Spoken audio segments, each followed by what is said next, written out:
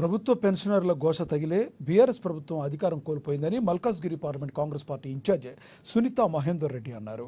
తెలంగాణ ప్రభుత్వ pensioners association మహిళా విభాగ ఆధ్వర్యంలో బాగులింగంపల్లి సుందరయ్య విజ్ఞాన కేంద్రంలో జరిగిన అంతర్జాతీయ మహిళా దినోత్సవ వేడుకల్లో ఆమె పాల్గొన్నారు.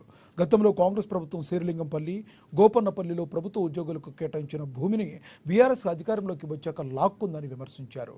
హెల్త్ కార్డులు లేక పెన్షనర్లు ఇబ్బందులు పడుతున్నారని, వారి సమస్యలను ముఖ్యమంత్రి దృష్టికి తీసుకెళ్లి పరిష్కరించేందుకు కృషి చేస్తానని సునీతారెడ్డి హామీ ఇచ్చారు. 40 ఏళ్ల ప్రభుత్వ ఉద్యోగులు సేవలు అందించిన పెన్షనర్లు సరైన వైద్యం అందక ప్రాణాలు కోల్పోతున్నారని Telangana state government women pensioners forum chairperson Umadevi కన్నీటి పర్యంతమయ్యారు.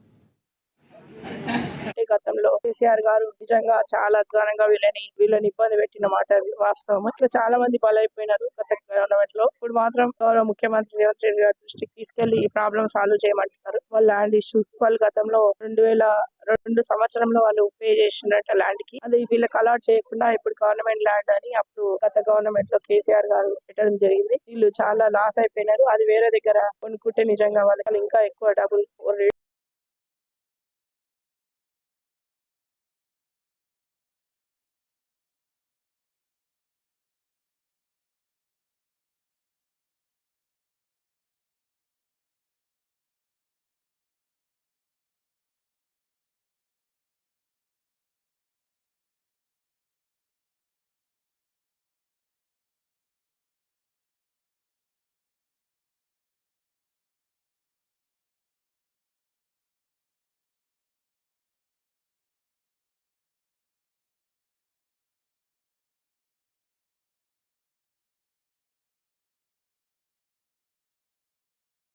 వస్తుండే వాళ్ళకి. కాబట్టి వాళ్ళకి సాల్వ్ చేసే అవకాశం వచ్చింది కాబట్టి ముఖ్యమంత్రి గారి దృష్టికి కూడా మేము తీసుకెళ్తాం. ఇంకొక గుడ్ న్యూస్ ఏంటంటే మహిళలకి ఉమెన్స్ డే సందర్భంగా మార్చి 20 సందర్భంగా మాకు న్యూస్ ఏంటంటే మహిళలకి చట్టసభలో చేరే అవకాశం వచ్చింది. 33% రిజర్వేషన్ మాకు అవకాశం కలిగి మాకు చాలా సంతోషం. 40 సీట్ల దాకా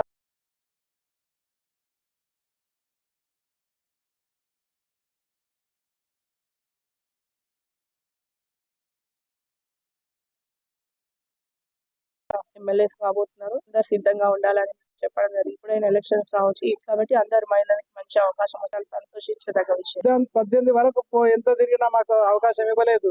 కాబట్టి అప్పుడు ఏం చేసినామంటే ఏ రోజైనా టీఆర్ఎస్ పోవాలి, కాంగ్రెస్ రావాలనే డిమాండ్ తో మేము పనిచేసినాం. మరి గత ఎలక్షన్ లో కూడా మేము